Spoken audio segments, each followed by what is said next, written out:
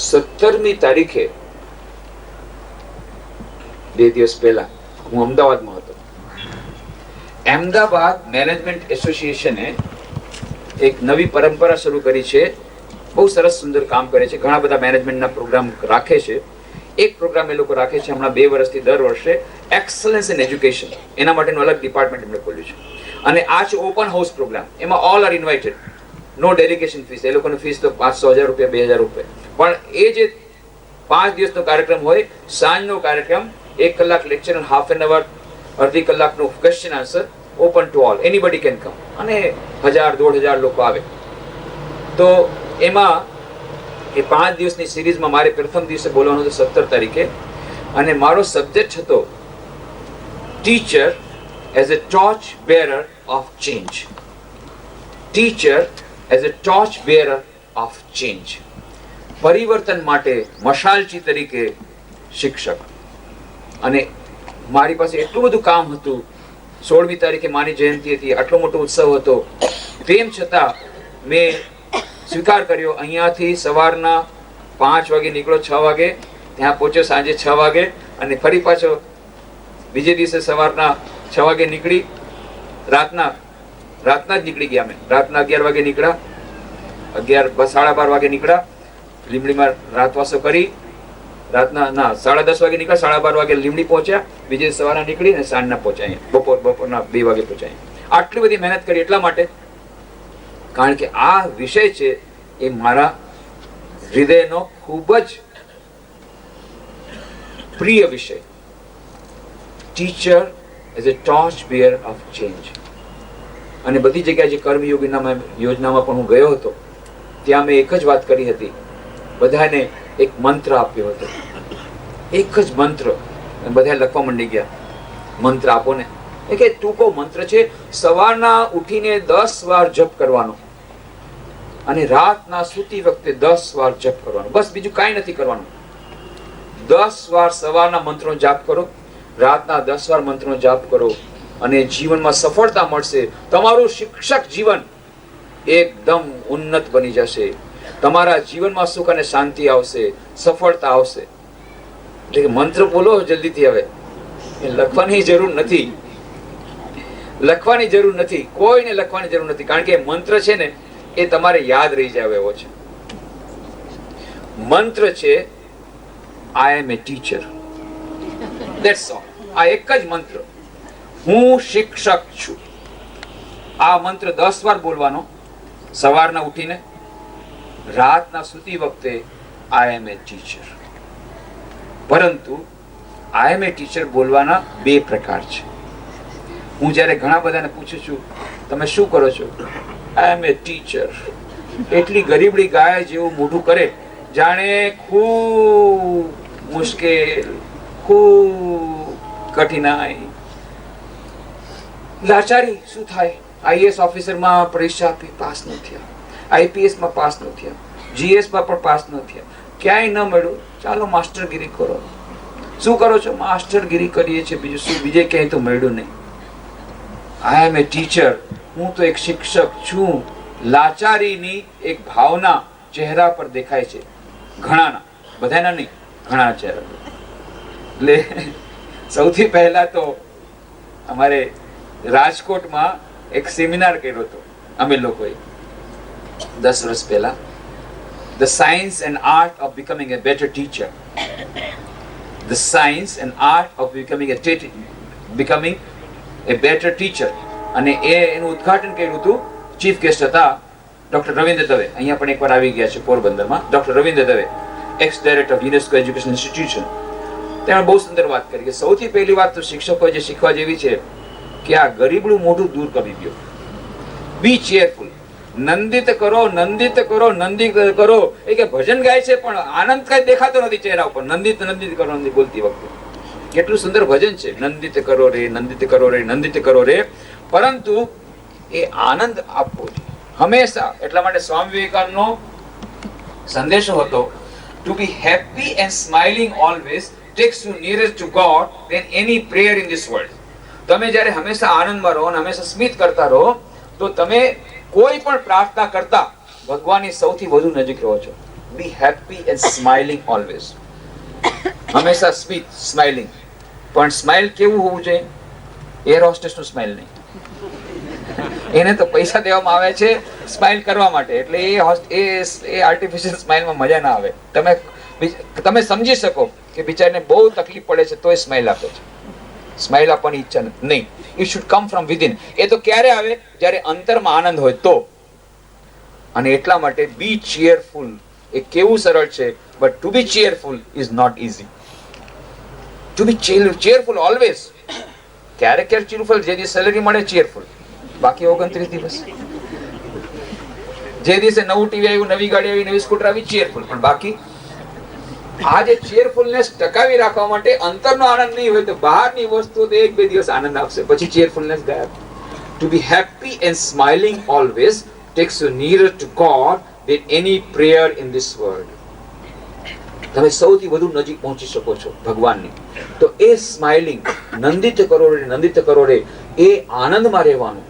તો શિક્ષકોને જ્યારે પૂછું છું શું કરો છો, તો કે અમે તો શિક્ષક છીએ. ના, આઈ એમ એ ટીચર. એ ગૌરવની લાગણી અનુભવવી જોઈએ. એ મંત્ર તો આપ્યો, પણ મંત્રની સમજૂતી માટે 1 કલાક જોઈએ. I am a teacher, within bracket, how great I am and how responsible I am. અને કેટલી મોટી જવાબદારી મારે શિરે છે. આ બ્રેકેટ જ્યાં સુધી નહીં લાગે ત્યાં સુધી I am a teacher એ મંત્ર ઇફેક્ટિવ નહીં બને. એ મંત્રનો જો બરાબર લાભ ઉઠાવવો હોય તો always remember I am a teacher, within bracket, how great I am and how responsible I am. હું કેટલો મહાન છું, કેટલી મહાન છું, અને કેટલી મોટી જવાબદારી મારે શિરે છે. અને હું ખરેખર એમ માનું છું કે વિશ્વમાં સૌથી શ્રેષ્ઠમાં શ્રેષ્ઠ પ્રોફેશન, જો એને પ્રોફેશન કહેતા હો તો, હું તો એને વ્યવસાય પણ નથી ગણતો, એ સૌથી મોટી સેવા છે. સૌથી મોટી સેવા જો કોઈ કરી શકે તો શિક્ષક તરીકે. અને સમસ્ત વિશ્વનું કલ્યાણ, સમસ્ત વિશ્વના કલ્યાણની ચાવી શિક્ષકો પર છે, શિક્ષકોના હાથમાં છે.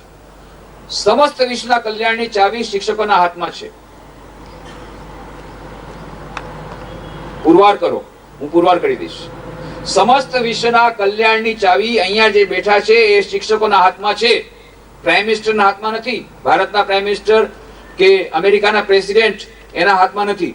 સમસ્ત વિશ્વના કલ્યાણની ચાવી અહીંયા બેઠેલા શિક્ષક ભાઈ બહેનોના હાથમાં છે. હું પુરવાર કરી દઈશ હમણાં જ. સ્વામી વિવેકાનંદે કહ્યું હતું,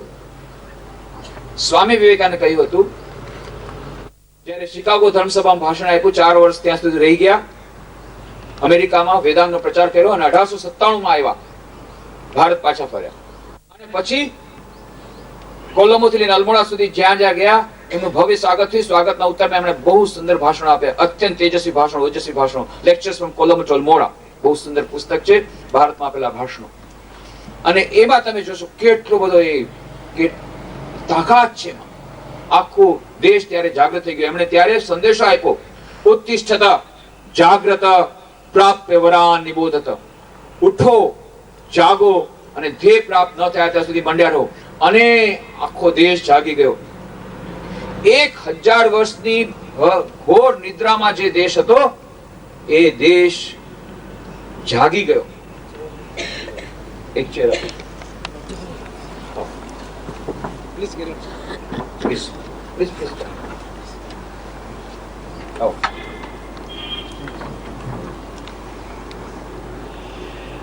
ભટ્ટ સાહેબ, શ્રી શાહ સાહેબનું સ્વાગત કરી છે, આપણા જિલ્લા વિકાસ અધિકારી.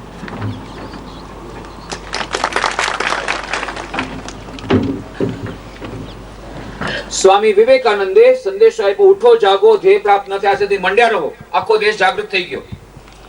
અને 50 અને સ્વામી વિવેકાનંદ 1897 માં એક વાત કરી હતી કે 50 વર્ષની અંદર ભારત સ્વાધીન થશે, લોહી રેડ્યા વગર, યુદ્ધ કર્યા વગર. ત્યારે કોઈએ કલ્પના પણ નહોતી કરી કે ભારત સ્વાધીન થઈ જશે.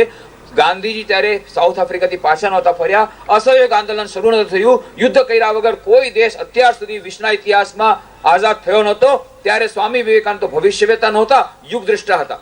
એટલે 1897 માં કહ્યું કે 50 વર્ષની અંદર ભારત સ્વાધીન થશે અણધારી રીતે. 1897 કહ્યું ઠીક 50 વર્ષોની અંદર ભારત સ્વાધીન થયું 1947. જે વાતો કરી સ્વામી વિવેકાનંદ બધી સાચી પડી. 1893 Swami Vivekananda professor John henry રાઇટના ઘરમાં જે અચાનક એમના મોઢામાંથી નીકળી ગયું, when Britishers leave India, there is a great danger that China may attack India. જ્યારે બ્રિટિશ લોકો ભારત છોડી દેશે ત્યારે એક એવી સંભાવના છે કે ચીન ભારત પર આક્રમણ કરે. 1962 ચીને ભારત પર આક્રમણ કર્યું. ત્યારે કોઈ કલ્પના પણ નહોતી કરી કે બ્રિટિશર્સ વિલ લીવ ઇન્ડિયા. કેવાય કલ્પના નહોતી કરી. સ્વામીજીના મોઢામાંથી નીકળી જતું, જ્યારે યુગ દ્રષ્ટા હતા ને, જે નીકળતું બધું સાચું પડતું. કેટલી બધી વાતો એમણે કરી. The first proletariat movement will come from Russia. સૌથી પહેલું આજે સામ્યવાદી આંદોલન એ રશિયામાંથી આવશે. ત્યારે કોઈ કલ્પના નહોતી કરી, કારણ બધાને એમ હતું કે જર્મનીમાં ઓર્ગેનાઇઝ લેબર હશે એટલે એમાંથી આવશે.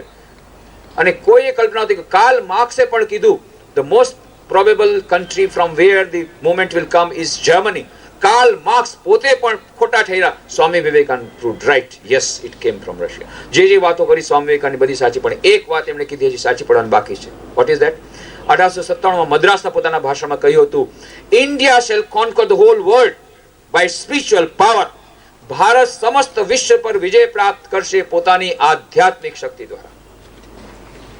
એ હજી થવાનું બાકી છે. શરૂ થઈ ગયું છે. 9th ઓગસ્ટ 2003 ટાઈમ મેગેઝિન 2 મહિના પહેલા જુઓ, ફ્રન્ટ પેજમાં ફોટો આપ્યો છે. મેડિટેશન કરતી બેન, ફિલ્મ એક્ટ્રેસ મેડિટેટિંગ, અને અંદરમાં ટાઇટલ સ્ટોરીમાં આપ્યું છે, cover સ્ટોરીમાં, 10 million Americans are regularly undergoing meditation sessions. અમેરિકામાં 1 કરોડ લોકો દરરોજ નિયમિત રીતે ધ્યાન કરે છે. 75% of the fitness clubs have compulsory subject as meditation and yoga. ત્યાંની જેટલી ફિટનેસ ક્લબ છે અમેરિકામાં, 75% ક્લબ્સમાં, ફિટનેસ ક્લબમાં હવે યોગ આવી ગયું છે. એટલા માટે એક સમાચાર પત્રમાં હેડિંગ હતું, Americans going gaga over yoga. Yoga પાછળ પાગલ થઈ રહ્યા છે, ધ્યાન પાછળ પાગલ થઈ રહ્યો છે. This is the right opportunity. આ સમય આવી ગયો છે કે જ્યારે ભારતીય આધ્યાત્મિક સંસ્કૃતિ દ્વારા સમસ્ત વિશ્વ પર વિજય પ્રાપ્ત કરવામાં આવે. શા માટે? ભારત માટે નહીં, સમસ્ત વિશ્વને બચાવવા માટે. કારણ કે વિશ્વ ત્યારે જ બચશે જ્યારે ભારતની આધ્યાત્મિક સંસ્કૃતિ વિશ્વમાં જશે. કેમ? અત્યારે જુઓ present scenario. What is the present scenario? People committing suicide. આત્મહત્યાના કેટલા બધા પુસ્તકો પ્રકાશિત થઈ રહ્યા છે. લોકો મેન્ટલ હોસ્પિટલમાં જઈ રહ્યા છે, માનસિક રીતે અસ્વસ્થ થઈ રહ્યા છે.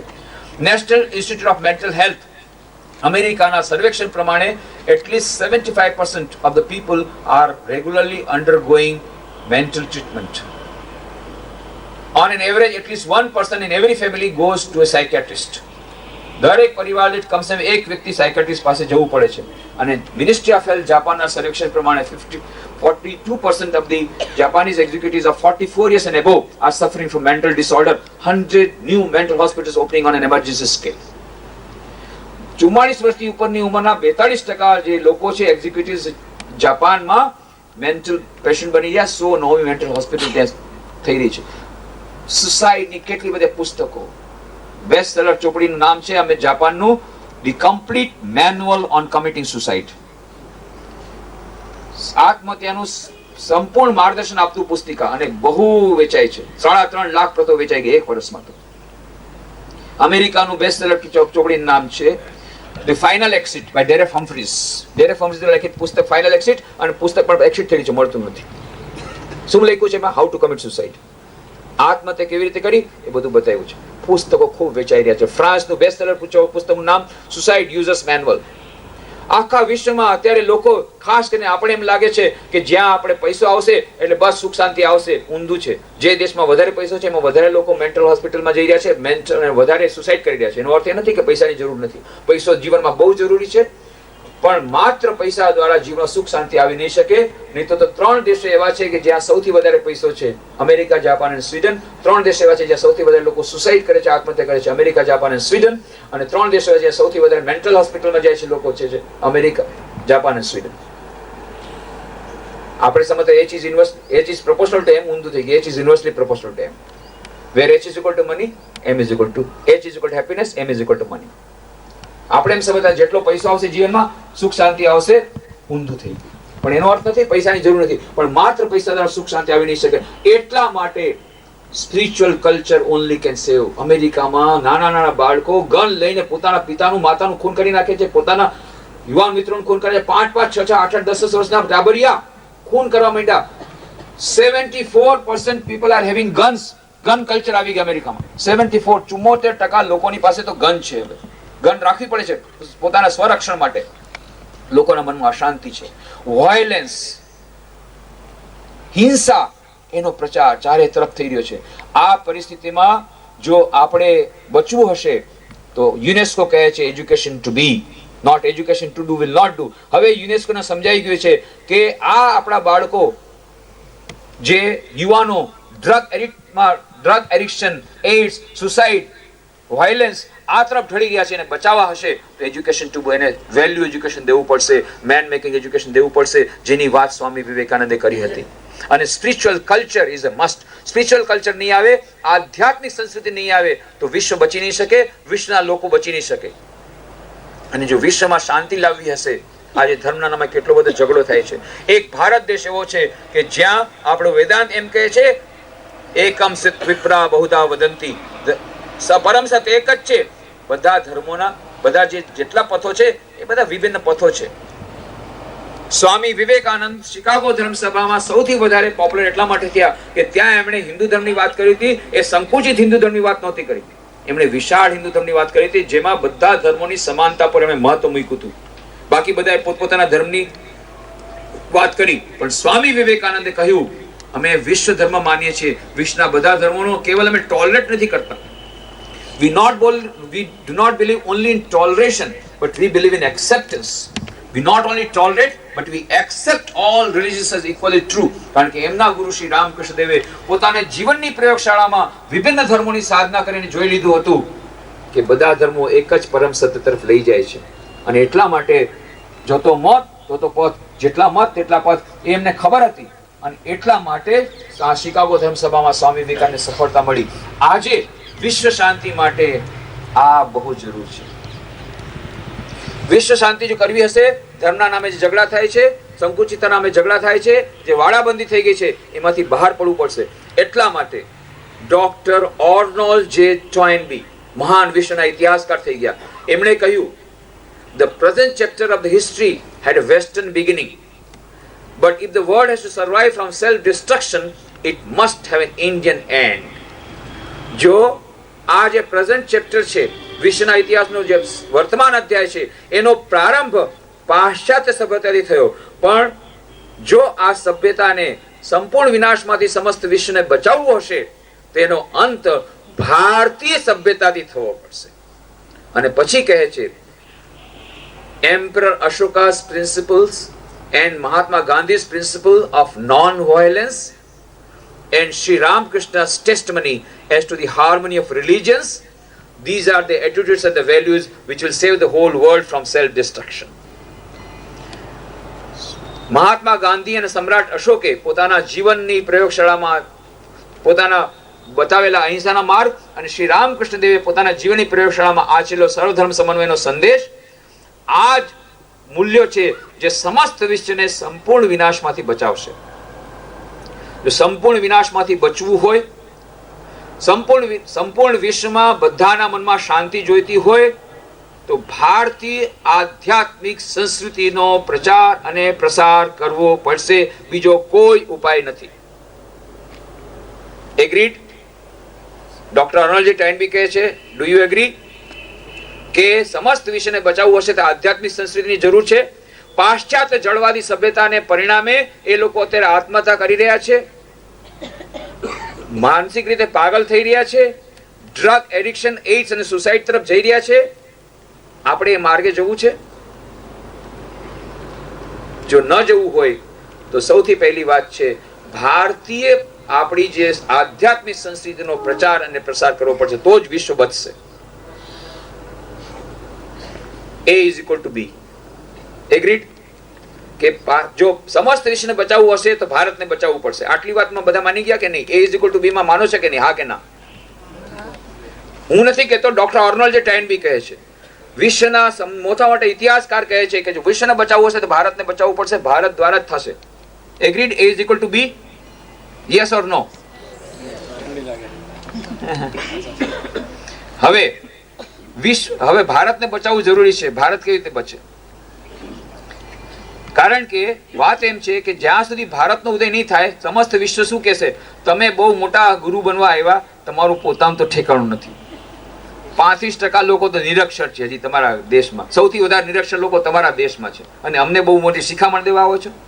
હજી તમે તો ડેવલપિંગ કન્ટ્રી છો, વિકસિત હજી થયા નથી દેશમાં. હજી તમારું ડેવલપ કન્ટ્રી નથી, અમે તો ડેવલપ કન્ટ્રી છીએ. તમે તો હજી ડેવલપિંગ કન્ટ્રી છો અને અમને શિખામણ દેવા આવ્યા. 25% લોકો તો ગરીબી રેખાની નીચે છે. How do you dare to teach us? કહેશે કે નહીં? ત્યારે આપણું મોઢું કેવું થાય? આપણે જગતગુરુ બની શકીએ? એટલા માટે સ્વામી વિવેકાનંદે કહ્યું હતું, સૌથી પહેલા આપણે ભારતને મહાન બનાવવું પડશે, તો જ વિશ્વ બચશે. ઘણાએ કીધું, સ્વામીજી તમે સંન્યાસી થઈને માય ઇન્ડિયા શું કરો છો? આ તમને શોભે છે? તમે સંન્યાસી છો કે હા, મારા માટે બધા દેશ સમાન છે, હું સ્વીકાર કરું છું, વસુદૈવ કુટુંબકમ. પરંતુ વસુદૈવ કુટુંબકમ સમસ્ત વિશ્વ માટે મને લાગણી છે. સમસ્ત વિશ્વના લોકો જે દુઃખી છે એના માટે મારું હૃદય દ્રવે છે. પણ મને એમ ખબર છે કે સમસ્ત વિશ્વને બચાવવું હશે, એ નહીં બચે જ્યાં સુધી ભારત નહીં બચે. અને એટલા માટે ભારત હું કરું છું. ભારતની માટે એટલા માટે નથી કહેતો કે સમસ્ત વિશ્વના અગેન્સ્ટમાં ભારત થાય. સમસ્ત વિશ્વને બચાવવું હશે, સૌથી પહેલા ભારતને બચાવવું પડશે, ભારતને મહાન બનાવવું પડશે, તો જ સમસ્ત વિશ્વ બચશે. એટલા માટે ભારતને વિકસિત દેશ બનાવવો પડશે, ડેવલપ્ડ કન્ટ્રી બનાવવું પડશે. સૌથી પહેલા આર્થિક રીતે આગળ વધવું પડશે. સ્વામી વિવેકાનંદે કહ્યું હતું, દરેક ક્ષેત્રમાં ભારતે પ્રથમ નંબર પડવો પડશે. પ્રાચીન ભારત હતું એના કરતા પણ એને વધારે મહિમા કરવી પડશે. અને એમણે કહ્યું હતું, એકવાર બેલું મઠમાં બેઠા હતા, અચાનક એમણે કહ્યું, જોઈ લીધું આગામી 500-600 વર્ષનો ઇતિહાસ મેં જોઈ લીધો યુગ દૃષ્ટિથી. એટલે બધા ગુરુભાઈ આવ્યા, સ્વામીજી શું જોયું અમને કહો ને. ત્યારે સ્વામીજી કહ્યું, મેં જોયું કે ભારત મહાન બની ગયું છે, અને એટલી મહિમા એની વધી ગઈ છે કે ભારતની પ્રાચીન મહિમા મ્લાન થઈ જશે એવું ભારત. આર્થિક ક્ષેત્રે, સાંસ્કૃતિક ક્ષેત્રે, દરેક ક્ષેત્રમાં ભારત નંબર 1 થઈ જશે. આ સ્વામી વિવેકાનંદ યુગ દૃષ્ટિ ક્યારેક અફળ નહીં થાય. 16મી એપ્રિલ આ વર્ષે, થોડાક મહિના પહેલા 16મી એપ્રિલના રોજ હું રાષ્ટ્રપતિ ભવનમાં હતો. ડોક્ટર એપીજે અબ્દુલ કલામને આ વાત કરી. હે સ્વામીજી આ વાત કરી છે? Swamiji I want. મેં કીધું, તમને જે પુસ્તક આપી છે my India the India eternal, એમાં આ આપેલો છે ઉદાહરણ. Really it is there, I read it. હું જરૂરથી વાંચીશ. સ્વામીજીએ કહ્યું છે એ તો તમે અત્યારે વાત કરો છો કે India will become a developed country by 2020. Swami Vivekananda 100 વર્ષ પહેલા કહી ગયા કે Bharat will become a developed country. અને એ ભારત એટલું મહાન બનશે કે એની પ્રાચીન મહિમા મ્લાન થઈ જશે. ભારત પ્રાચીન કેટલું મહાન હતું આપણને ખબર છે. દરેક ક્ષેત્રમાં મહાન હતું. ધર્મના ક્ષેત્રમાં જવા દો, વેદાંત જેવું તો દર્શન ક્યાંય છે જ નહીં. ફિલોસોફી અને સંગીતના ક્ષેત્રમાં, કળાના ક્ષેત્રમાં, આર્કિટેક્ચરના ક્ષેત્રમાં, સ્કલ્પચરના ક્ષેત્રમાં, કૈલાશ મંદિર જુઓ, એક જ ખડકથી બનાવેલું. આજે પણ કોઈ એવો સ્કલ્પચર નથી કે એક જ ખડકમાંથી એવું મંદિર બનાવી દે. કૈલાશ મંદિર, અજંતા એલોરાની ગુફા જુઓ. સ્કલ્પચરમાં, આર્કિટેક્ચરમાં, એન્જિનિયરિંગમાં, મેડિકલમાં સુશ્રુત જેવા આપણી પાસે હતા, ચરક જેવા મહાન ડોક્ટર, સુશ્રુત જેવા સર્જન ત્યારના વખતમાં સર્જરી કરવા માટે વિદેશ જતા હજારો વર્ષ પહેલા. મેથમેટિક્સ, એલ્જેબ્રા, જ્યોમેટ્રી, બધા કહે છે ભારતે શું આ વિશ્વને આપ્યું? 0 આપ્યું. પણ આ 0 દ્વારા જે કોમ્પ્યુટર ચાલે છે, ડિસિમલ સિસ્ટમ દ્વારા, જો ડિસિમલ સિસ્ટમ તમે કાઢી નાખો, ફિનિશ. અને મોટા મોટા સાયન્ટિસ્ટ આજે માને છે કે આજે ભારતે આ વિશ્વને આ ગણિત શીખવાડ્યું, ગણતા શીખવાડ્યું, મેથમેટિક્સ આપ્યું, એલ્જેબ્રા આપ્યું. Aryabhata, Bhaskaracharya, law of gravitation, આપણને લાગે ગુરુત્વાકર્ષણ સિદ્ધાંત ન્યૂટને શોધ્યો, કારણ કે આપણને ભણાવવામાં આવે છે. પરંતુ એ તો 17મી શતાબ્દીમાં એ ઝાડ નીચે બેઠો હતો. 11મી શતાબ્દીમાં ભાસ્કરાચાર્ય સિદ્ધાંત શિરોમણી નામનો ગ્રંથ 3 ભાગમાં લખ્યો. બેનારસ યુનિવર્સિટીમાં તમે ગ્રંથ જોઈ આવો, એમાં લખ્યું છે એ ગુરુત્વાકર્ષણના નિયમની બધી વ્યાખ્યા એમણે 11મી શતાબ્દીમાં આપી દીધી ભાસ્કરાચાર્ય. આર્યભટ્ટ કેવા મહાન, કેટલા મોટા મેથમેટિશિયન. કેલ્ક્યુલસ, ડિફરન્શિયલ કેલ્ક્યુલસની શોધ ત્યારે કરી દીધી આપણા સાયન્ટિસ્ટે, આપણા મેથમેટિશિયને. દરેક ક્ષેત્રમાં ભારત મહાન હતું. પણ પછી શું થઈ ગયું?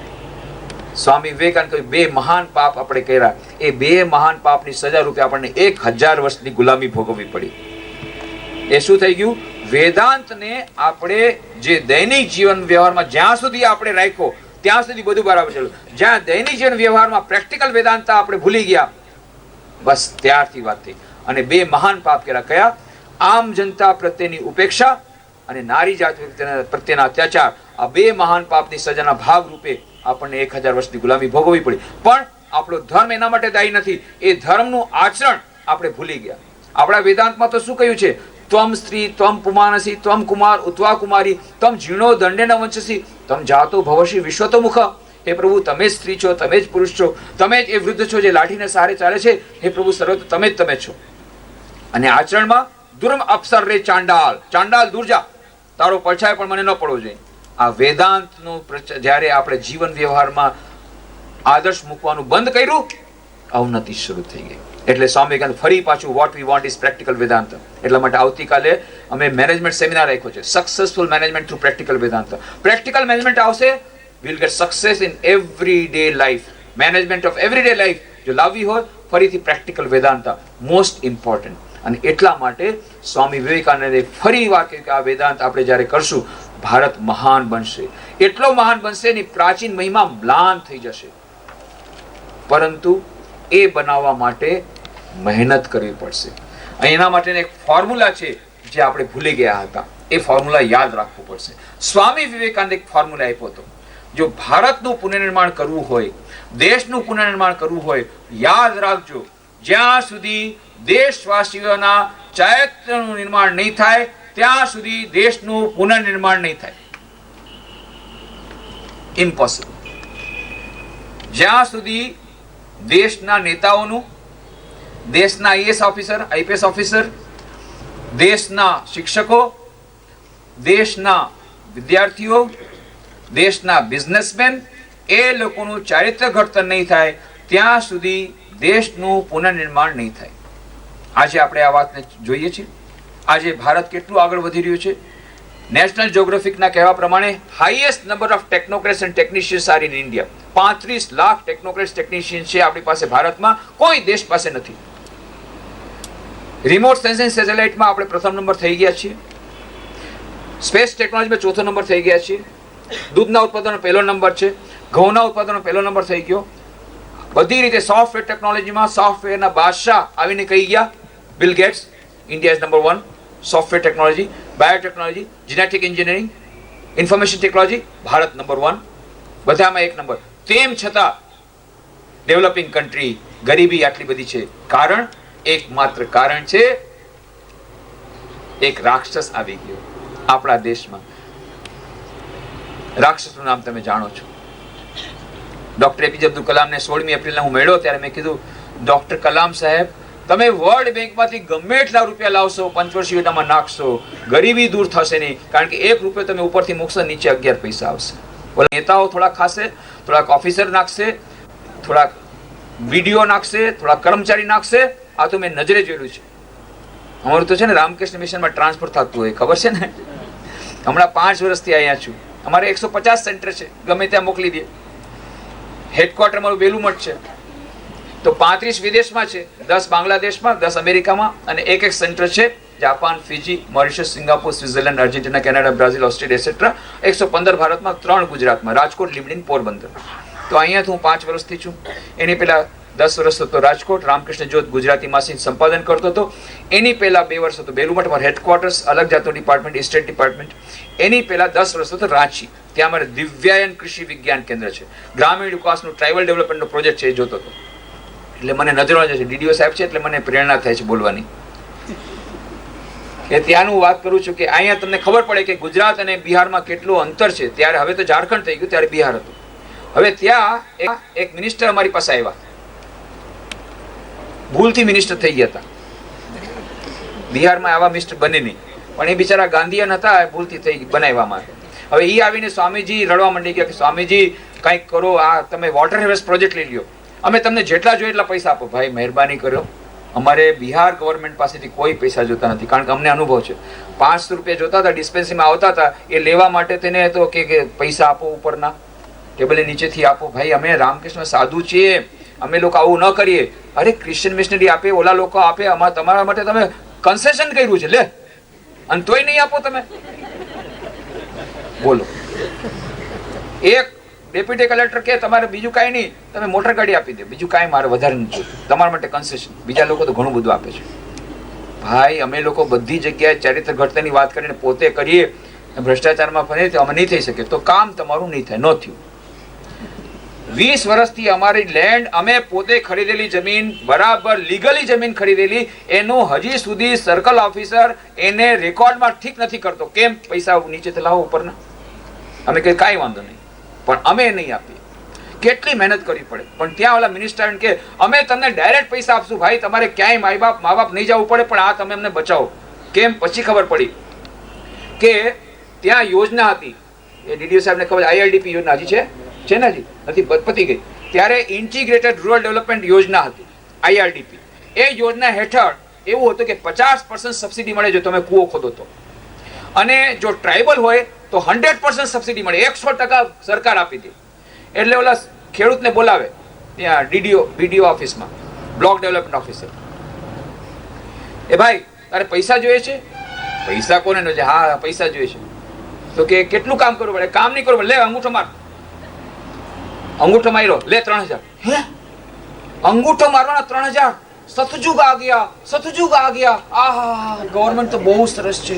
લે અંગૂઠા મારવાના 3000 આપે છે. અને કાગળમાં બીજું કઈ નથી, એમાં લખ્યું છે કે મેં કૂવો ખોદ્યો છે અને પાણી સરસ મળી ગયું છે. બસ પતી ગયું. અંગૂઠો લગાડી, અંગૂઠા મારવાના 3000 રૂપિયા. બાકી બીડીઓ, ડીડીઓ, મિનિસ્ટર, આ બધાનું બધું ગોઠવેલું છે. એમાં કોઈને કઈ ઝઘડો થતો નથી, પર્સન્ટેજ બધા એકદમ ફિક્સ છે. ફટાફટ 20000 પોચા વેચાઈ ગયા. અને કેટલા કુવા ખોદાઈ ગયા. બિહાર ગવર્મેન્ટ તો બહુ ખુશ કે આટલા બધા કુવા ખોદાઈ ગયા, અને ભારત સરકાર ખુશ થઈ ગઈ કે બિહાર આટલું પછાત રાજને આટલા કુવા ખોદાઈ ગયા, બિહાર આગળ વધી રહ્યું છે, આગળ વધી રહ્યું છે. પછી ઓલા મિનિસ્ટર બિચારા આવ્યા કે મને કુવો બતાવો. બધા પેપરમાં એક કુવો જમીનમાં નહીં. કે સ્વામીજી હવે ઇજ્જત બચાવો. ઓલા તો દૂરદર્શન વાળા બધા આવવાના છે, ટીવી વાળા ને બધા. મિનિસ્ટર કીધું કે બિહાર આટલું આગળ વધી ગયો, એકાદ કુવો તો બતાવો. પણ આ કુવો તો થોડાક તો ખોદી દો અમને, કઈ અમારા નાક તો રહે, નહીં તો નાક કપાઈ જશે. એટલે પછી કે તમે વોટર હાર્વેસ્ટ પ્રોજેક્ટ લ્યો. પછી મેં વોટર હાર્વેસ્ટ પ્રોજેક્ટ લીધો. મેં કીધું ડાયરેક્ટ અમને પૈસા આપો. ડાયરેક્ટ એને મિનિસ્ટરે પટનાથી પૈસા મોકલાવ્યા રાંચીમાં. ડીડીઓ બધાને બહુ ખોટું લાગ્યું, પણ ડાયરેક્ટ પૈસા આપ્યા. અને પછી એ પૈસા અમે લોકો આના હાથમાં ન આપ્યા. બધાને કીધું તમે પેલા કૂવો ખોદો આટલા ફીટ, પોતાની જમીન મજૂરી કરો, પોતે મજૂરી કરો, અને પછી તમારે સિમેન્ટ અને કોન્ક્રીટ જોઈએ, તમે રેતી જોઈએ, અમારી ટ્રક આવશે, તમને જ્યારે જોઈએ ત્યારે દઈ દેશે, પણ તમને એક પૈસો કેશ નહીં મળે. જે 20000 નો કૂવો 13000 થયો, 13000. બાકીના 7000 રૂપિયા એના એકાઉન્ટમાં જમા કર્યા, અને જોઈન્ટ એકાઉન્ટમાં એની પત્નીના, કારણ કે દારૂ પીને પાછી પત્નીને મારે, એટલા માટે પત્ની સાથે જોઈન્ટ એકાઉન્ટ. કારણ પૈસા હાથમાં આવે એટલે તરત જ પેલા દારૂ પી જાય, ટ્રાઇબલ ની આવે. એટલે એને ટ્રેનિંગ આપવામાં આવી, શિક્ષણ આપવામાં આવ્યું. હવે જુઓ આજે એ લોકોને ત્યાં જુઓ, કૂવામાંથી પાણી સરસ મળે છે, અને કેટલા ખેતીવાડીમાં આગળ વધી ગયા. કારણ એ 7000 રૂપિયામાંથી હવે વધતા જાય છે ફિક્સ ડિપોઝિટ. અને જ્યારે એને જોઈએ અમે લોકોને કહીએ કે એના અગેન્સ્ટમાં તમને કોઈ દિવસ પૈસો કેશમાં નહીં આપવાનો. એને ફર્ટિલાઇઝર જોઈએ, સીડ્સ જોઈએ, એ બધું બેંક એકાઉન્ટથી બધું ટ્રાન્સફર થાય. હજારો કિસાનોમાં ત્યાં એટલો મોટો અમારો ટ્રાઇબલ ડેવલપમેન્ટ પ્રોજેક્ટ ચાલે છે. 74 ગામડાઓમાં તો વિવેકાનંદ સેવા સંઘ થઈ ગયું, આશ્રમ શરૂ થઈ ગયા. 74 ગામડામાં એ ટ્રાઇબલ્સની વચ્ચે. આજે તો એ લોકોને બહુ જાગૃતિ આવી ગઈ છે. પરંતુ કહેવાનો મતલબ એ હતો કે તમે ગમે એટલા પૈસા નાખશો ડેવલપિંગ યોજનામાં, એ બધા પૈસા બેકાર જવાના છે, પોકેટ ભરવાના છે. જે ગરીબી છે દૂર થશે નહીં. મેં ડોક્ટર કલામને કહ્યું, ડોક્ટર કલામ કહ્યું Swamiji you are right, vote is the solution? મેં કીધું સોલ્યુશન એક જ છે, જે કામ તમે કરી રહ્યા છો, જે કામ હું કરી રહ્યો છું, એ જ કામ આગળ વધારવાનું. શું? સ્ટુડન્ટ્સને મીટ કરો, વિચ આઈ એમ ડુઈંગ. હું આખા દેશમાં જાઉં છું, વિદ્યાર્થીને મળું છું, અને તમે પણ જાઓ છો, આ કામ કરવાનું છે. ત્યારે doctor Kalam, Swamiji let us walk together. એટલા સિમ્પલ છે, એટલા સરળ છે, Swamiji let us walk together. અને પછી મેં જ્યારે કહ્યું અહીંયા અમે લોકો Vivekananda institute of value education and culture, Vivek એ સંસ્થાને સ્થાપવાના છીએ, બહુ ખુશ થયા. Very good, I will come to Porbandar. 12મી જાન્યુઆરી આવવાના હતા, પણ હમણાં જ પત્ર આવ્યો કે નહીં આવી શકે, એમને બીજી જગ્યાએ એંગેજમેન્ટ છે. પણ એમને બહુ આવવાની ઈચ્છા છે. મેં જ્યારે કહ્યું પોરબંદરમાં બધા તમને યાદ કરે છે, તમે રાષ્ટ્રપતિ બન્યા, બહુ ખુશ થયા. અને જ્યારે રાષ્ટ્રપતિ બન્યા રાષ્ટ્રપતિ બનવાની જ્યારે એમનું નામાંકન આવ્યું, બધાને ખબર હતી જીતવાનો તો છે જ. એટલે મેં જ્યારે છાપામાં વાંચ્યું તરત જ એમને ફોન કર્યો. વચમાં હું ફોન કરતો હતો તો ફોન કર્યો અન્ના યુનિવર્સિટી. મેં કીધું હવે તો દિલ્હી જશે પછી પકડમાં નહીં આવે, અત્યારે જ એને કોંગ્રેચ્યુલેશન આપી દઉં. એટલે ફોન કર્યો કે તમને અભિનંદન, અમે બહુ ખુશ થયા કે તમે આવા સરસ રાષ્ટ્રપતિ બની રહ્યા છો. We are sure you will win. એટલે અભિનંદન માટેનો ફોન કર્યો. એ બિચારા ગેસ્ટ હાઉસથી છેક ફોન સુધી આવ્યા કે હું કાલે જ દિલ્હી જવાનો છું, એટલા માટે મેં કીધું ફોનમાં તમારી સાથે વાત કરી લઉં. પછી મેં કીધું I thought of giving you congratulation because afterwards you will become inaccessible. પછી તો તમે પકડમાં નહીં આવો. Not for you Swamiji, not for you. એટલા સરળ છે, નોટ ફોર યુ સ્વામીજી, તમારા માટે નહીં. અને પછી એમણે કીધું yesterday only I રિમેમ્બર્ડ you Swamiji, ગઈકાલે તમને યાદ કર્યા હતા બીકોઝ આખા પ્રેસ રિપોર્ટર્સ બધા આવ્યા હતા આખા વર્લ્ડના. જે દિવસે ખબર પડી કે પ્રેસિડેન્ટ થવાના છે, આખા વર્લ્ડના બધા ન્યૂઝપેપરવાળા આવ્યા, પ્રેસ રિપોર્ટ મીડિયાવાળા આવ્યા. What is your message for the nation? તમારો સંદેશ શું છે? ત્યારે એમણે કહ્યું I have to give the same message that I gave at Porbandar when there were 3000 youths. ત્યારે વાત કરી કે થોડા મહિના પહેલા હું પોરબંદરમાં હતો. મેં કીધું ડોક્ટર કલામે મને ફોનમાં કીધું Swamiji I told them I have to give the same message to the nation as I gave at Porbandar. પોરબંદરમાં જે સંદેશ આપ્યો એ જ સંદેશો મારે આપવાનો છે. અને કયો સંદેશ આપ્યો? પછી ડોક્ટર કલામે મને ફોનમાં કીધું સ્વામીજી તમને ખબર નથી, તમે જ્યારે વોટ ઓફ થેન્ક્સ આપતા હતા ને, ધન્યવાદ આપતા હતા, એક નાનકડી છોકરી ઘૂસી ગઈ, સ્ટેજ ઉપર ચડી ગઈ અને મારી પાસેથી ઓટોગ્રાફ લીધો અને પછી મને પૂછ્યું વોટ ઇઝ યોર મેસેજ? ત્યારે મેં એને કીધું હતું એન્ડ દેટ મેસેજ પછી મેં તમે સીડીમાં જોશો એક છોકરી આવી જાય છે, પોરબંદરની જ છે, કેટલી હિંમત, ચડી ગઈ ઉપર. અને ડોક્ટર કલામ અને ડોક્ટર કલામે કહ્યું આખા દેશને બધા મીડિયાને કહ્યું I have to give the same message that I gave to the girl at Porbandar. શું message? Nation is more important than individual. રાષ્ટ્ર એ વ્યક્તિ કરતા વધારે મહત્વનું છે. પહેલા રાષ્ટ્રને જુઓ, પછી પોતાના વ્યક્તિગત સ્વાર્થને જુઓ. આ જ્યાં સુધી નહીં થાય ત્યાં સુધી દેશ આગળ નહીં વધે. A nation is above the individual. Nation is more important than the individual. એટલે ડોક્ટર કલામે એ સંદેશો બધા પ્રેસ રિપોર્ટર્સને આપ્યો હતો. અને એટલા જ માટે આ રાષ્ટ્રને જો બચાવવું હશે તો સ્વામી વિવેકાનંદનો સંદેશો હતો આ જે ભ્રષ્ટાચાર રૂપી રાક્ષસ જ્યાં સુધી ખતમ નહીં થાય દેશનું પુનર્નિર્માણ નહીં થાય. એટલા માટે સ્વામી વિવેકાનંદ કહેતા હતા પહેલા દેશવાસીઓના ચારિત્રનું ઘડતર કરો, દેશનું પુનર્નિર્માણ ત્યાં સુધી નહીં થાય. Do you agree that B is equal to C? A is equal to B agreed કે સમસ્ત વિશ્વનો કલ્યાણ ક્યારે થશે? જ્યારે ભારત વિકસિત દેશ બનશે. બરાબર છે? અને ભારત વિકસિત ક્યારે બને? ભારતનું પુનર્નિર્માણ ક્યારે થાય? જ્યાં સુધી દેશવાસીના ચારિત્ર નિર્માણ નહીં થાય ત્યાં સુધી નહીં થાય. Agreed? B is equal to C કે નહીં? હજી ડાઉટ છે? એક છોકરો હતો તોફાની બારકસ, કાંઈ કામ કરવાનું નથી. પિતાજી તો બહુ જ, ગઈકાલે મેં યુવા સેલમાં વાત કરી હતી, બહુ જ પરેશાન થઈ ગયા. આ છોકરો પોતે કામ નથી કરતો, મને કરવા નથી દેતો.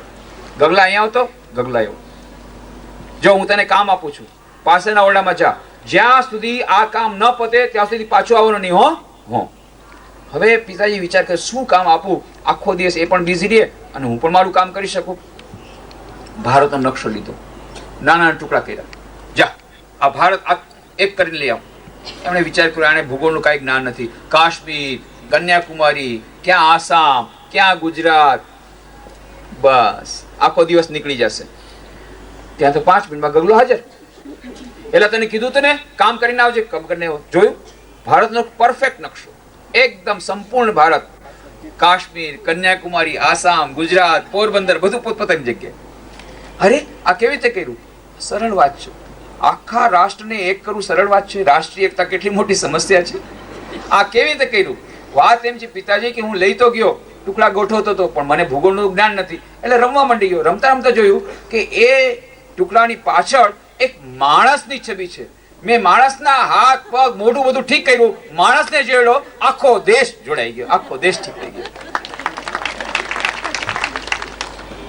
સ્વામી વિવેકાનંદે કહ્યું માણસને ઠીક કરો, રાષ્ટ્ર પોતાની મેળે ઠીક થશે.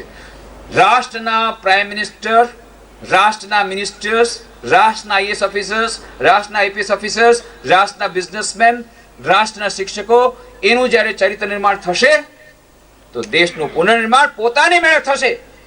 કાંઈ કરવું નહીં પડે. Begin with your self. પહેલા પોતાની સાથે શરૂઆત કરો. એટલે સ્વામી વિવેકાનંદ સંદેશો આપ્યો, બી એન્ડ મેક. પહેલા પોતે મહાન બનો અને પછી બીજાને મહાન બનાવો. તો સ્વામી વિવેકાનંદનો સંદેશો છે, રાષ્ટ્રનું પુનર્નિર્માણ કરવું હોય ચારિત્ર નિર્માણ કરવું પડે. અને ચરિત્ર નિર્માણ આપણે ખૂબ મજબૂત કરવું પડે. અને જ્યારે મજબૂત કરવું હોય યાદ રાખવું જોઈએ, કોઈ પણ મકાન જો મજબૂત બનાવવું હોય એનો પાયો મજબૂત હોવો જોઈએ. અમે લોકોએ આ ધરતીકંપ રાહતના ભાગરૂપે મકાન બનાવ્યા તો અમે કીધું અમારા એન્જિનિયર્સને, we want earthquake resistant houses. ધરતીકંપ ગમે તેવો આવે એનો સામનો કરી શકે એવા અમને મકાન બનાવી દો. એટલે શુક્લા સાહેબને ખબર છે 20% એક્સ્ટ્રા અમને કિંમત ચૂકવવી પડી. જે મકાન 2 લાખમાં થતું એને બદલે અમને 2.5 લાખમાં પડ્યું. કેમ? એ લોકો કીધું પાયો મજબૂત કરવો પડશે, પાયામાં સિમેન્ટ અને લોખંડ વધારે દેવું પડશે, ટાઈ બીમ આપવા પડશે. અમે કીધું ભલે, પણ વી વોન્ટ અર્થક્વેક રેઝિસ્ટન્ટ હાઉસીસ. આપણે જો મકાન મજબૂત બનાવવું હોય તેનો પાયો મજબૂત હોવો જોઈએ. એવી રીતે ચરિત્ર નિર્માણ જો કરવું હોય, ખૂબ મોટું અને મહાન ચરિત્ર નિર્માણ કરવું હોય અને ચરિત્ર મજબૂત બનાવવું હોય તો એનો પાયો પણ મજબૂત હોવો જોઈએ.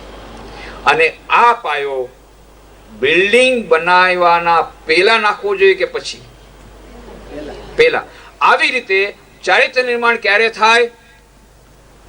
વિદ્યાર્થી અવસ્થામાં કે પાકટ અવસ્થામાં? આ વિદ્યાર્થીઓ કોની પાસે ભણે છે? આ બધા સામે બેઠા છે, હવે કેમ બોલતા નથી? A is equal to B. વિશ્વનું કલ્યાણ ભારતના હાથમાં. ભારતનું કલ્યાણ ક્યારે થાય? જ્યારે ભારતના નિવાસીઓનું ચારિત્ર નિર્માણ થાય. અને ભારતનું ચારિત્ર નિવાસ નિર્માણ ક્યારે થાય? હું તો બધા મને કહે છે, એમાં સ્કૂલમાં જાઉં, અરે સ્વામીજી, આખા દેશમાં ઘણી સ્કૂલોમાં જાઉં છું વિદ્યાર્થીઓ સાથે વાતો કરવા. અરે સ્વામીજી, મારા વિદ્યાર્થીઓ બહુ સારા છે. આ મિનિસ્ટરને કંઈ સમજાવો ને, આ લોકો છે કેટલા ભવાડા કરે, કોઈ 10 કરોડ રૂપિયાનું ખાઈ ગયા ઘાસચારાનું, કોઈ આ કરે ને કોઈ આ કરે. એ લોકોને પહેલા નહીં સમજાવતા કે ભાઈ એ લોકોને સમજાવે છે, પણ વાત એમ છે ભાઈ, જે દૂધ બગડી ગયું હોય ને એ કામ ન આવે. જે નથી બગડ્યું એને સંભાળી શકો તો એનું પનીર બનાવવાનો પ્રયત્ન કરીએ છીએ.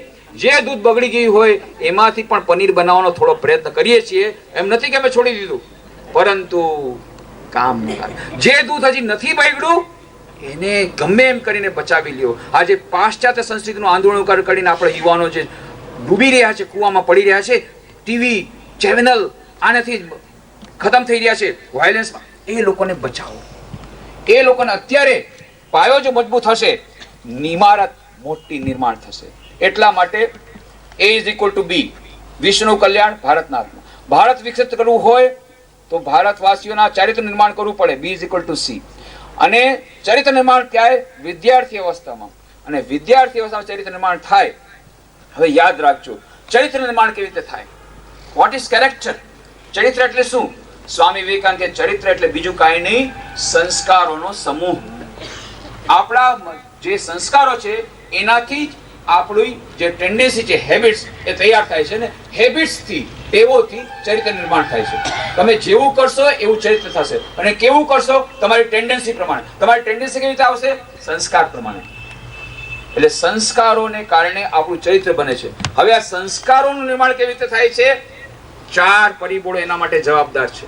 નંબર 1, પૂર્વજન્મના સંસ્કારો. નંબર 2, માતા પિતા પાસેથી મળેલા સંસ્કારો. વારસાગત પણ છે, જીનેટિકલી, જીન્સ દ્વારા અને સંસ્કાર દ્વારા, એમના વ્યવહાર દ્વારા, એમના પરિપાલન દ્વારા. ત્રીજું, આસપાસનું વાતાવરણ, સોસાયટી કેવી છે એના ઉપર આધાર રાખે છે, એન્વાયરમેન્ટ, એટમોસ્ફિયર. અને ચોથું સૌથી મોટું પરિબળ છે શિક્ષકો. જો વિદ્યાર્થીઓનું ચારિત્ર નિર્માણ કરવું હોય તો એ વિદ્યાર્થી ચારિત્ર નિર્માણમાં સૌથી મોટો મહત્વની ભૂમિકા, વિશેષ કરીને સાયકોલોજીસ્ટ લોકો કહે છે, 8 થી 14 વર્ષની ઉંમરમાં વિદ્યાર્થીઓના મોટા ભાગના રોલ મોડલ એમના શિક્ષકો હોય છે. અને શિક્ષકોના હાથમાં છે. તમારી પાસે જે વિદ્યાર્થીઓ છે એને મહાત્મા ગાંધી બનાવવા, સુભાષચંદ્ર બોઝ બનાવવા, ભગતસિંહ બનાવવા કે બિન લાદેન બનાવવા કે સદ્દામ હુસેન બનાવવા, તો બધું તમારા હાથમાં છે. તમે એને ગમે એટલા મહાન પણ બનાવી શકો અને ગમે સ્પોઇલ પણ કરી શકો. એટલા માટે now equation A is equal to B, વિશ્વનું કલ્યાણ ભારતના હાથમાં. ભારત જો આગે, ભારતનું કલ્યાણ થાય, ભારત જો મહાન બને તો જ એને વિશ્વ ગુરુ તરીકે વિશ્વ સ્વીકારશે અને તો જ આધ્યાત્મિક સંસ્કૃતિ દ્વારા વિનાશથી બચી શકશે. નહીં તો વિશ્વ શાંતિ પણ નહીં આવે, મનની શાંતિ પણ નહીં આવે જળવાદી સભ્યતા દ્વારા, પાશ્ચાત્ય જળવાદી સભ્યતા દ્વારા. અને જો ભારતને મહાન બનાવવું હશે તો ભારતવાસીઓના ચરિત્ર નિર્માણ કરવું પડશે. અને ભારતવાસીઓનું ચરિત્ર નિર્માણ ક્યારે થાય? વિદ્યાર્થી અવસ્થામાં. કારણ કે અત્યારે જે થઈ ગયું થઈ ગયું, પણ જે આવતીકાલના પ્રાઇમ મિનિસ્ટર, આવતીકાલના ચીફ મિનિસ્ટર, આવતીકાલના આઈએસ ઓફિસર, આવતીકાલના આઈપીએસ ઓફિસર, આવતીકાલના બિઝનેસમેન તમારા પાસે ભણી રહ્યા છે, એને કેવી રીતે નિર્માણ કરવું એ તમારા હાથમાં છે. સો A is equal to B, વિશ્વનું કલ્યાણ ભારતના હાથમાં. B is equal to C, ભારતનું કલ્યાણ ભારતના જે દેશવાસીઓ છે એના ચરિત્ર નિર્માણમાં. અને C is equal two D, ચરિત્ર નિર્માણ માટે સૌથી મોટી શિક્ષકની ભૂમિકા છે. અને that is why A is equal to D, mathematically proved. Agreed? કે સમસ્ત વિશ્વનું કલ્યાણ કોના હાથમાં? ચાવી કોના હાથમાં? વિશ્વ કલ્યાણની ચાવી શિક્ષકોના હાથમાં. કારણ કે ભાવિ નાગરિકો તૈયાર તમે કરી રહ્યા છો. એમાં માટે સૌથી મોટી ભૂમિકા, એમ નથી કહેતો ફક્ત તમારી જવાબદારી છે, માતા પિતાની જવાબદારી છે, સમાજની જવાબદારી છે, સમાજનું વાતાવરણ પણ મેં કીધું જવાબદાર છે, પણ સૌથી મોટી જવાબદારી શિક્ષકની. અને એટલા માટે મંત્ર છે, I am a teacher, how great I am, how responsible I am. હું કેટલો મહાન છું. સમસ્ત વિશ્વનું કલ્યાણ મારા હાથમાં છે, ભારતનું કલ્યાણ મારા હાથમાં છે, ભારતનું પુનર્નિર્માણ મારા હાથમાં છે. અને આવતીકાલના prime minister, chief minister, આવતીકાલના Mahatma Gandhi, આવતીકાલના Vinoba ભાવે બધા મારી પાસે છે. વિચાર કરો, ઝાંસી કી રાણી, શહીદ ભગતસિંહ, નિવેદિતા, આ બધા તમારી પાસે ભણી રહ્યા છે. એમાંથી તમે એનો બનાવી શકશો. અને જ્યારે કોઈ એકાદ નિવેદિતા કે એકાદ મહાત્મા ગાંધી કે એકાદ સુભાષચંદ્ર બોઝ 8 થી 20 વર્ષ પછી તમારા ચરણ પાસે આવીને કહેશે, બેન, સર, મેડમ, બેન, ભાઈ, સર, તમે મને બનાવ્યો એટલે આજે હું મહાન બન્યો, ત્યારે તમને જે આનંદ મળશે એ ગમે એટલું ટીએ, ડીએ, સીએ, ફેલાણો ઢીકાણો એટલી EL, CL થી નહીં મળે. એ આનંદ તમને મળશે જ્યારે કોઈ તમને કહેશે. એ આનંદની કોઈ સીમા નથી, એ આનંદની સાથે કોઈ સરખામણી નથી. જ્યારે તમને એ આનંદ મળશે, કોઈ મહાન વ્યક્તિ તમારા પગે પડે કે તમારે કારણે આજે હું મહાન બન્યો છું, એ એની એક અલગ મજા છે. આ મજા માત્ર શિક્ષકોને મળી શકે, બીજા કોઈને ન મળી શકે. DDO સાહેબને નહીં મળશે. ગમે એને DATA વધારે મળશે, કદાચ સન્માન પણ મળશે, હારતોરા વધારે મળશે, પરંતુ આ જે વસ્તુ છે કે શિક્ષકના પગે પડે એક વિદ્યાર્થી કે આજે હું મહાન બન્યો છું, તમારે કારણે બન્યો છું. આજે જો ડોક્ટર કલામ શું કહ્યું ટીચર્સ ડે માં એની સ્પીચ સાંભળી 5મી સપ્ટેમ્બરે કે હું જે કંઈ છું મારા શિક્ષકોને કારણે છું. વિક્રમ સારાભાઈ, એ બધા શિક્ષકોને એમણે યાદ કર્યા. અને જેટલા મહાપુરુષો થઈ ગયા એ બધા પોતાની સફળતાનો શ્રેય પોતાના ગુરુને આપે છે, એમના શિક્ષકોને આપે છે. એટલે મહાન ગુરુનું પાઠ છે. આપણા ભારતીય શાસ્ત્રોમાં તો શિક્ષકને માટે કોઈ શબ્દ જ નથી, ગુરુ શબ્દ છે.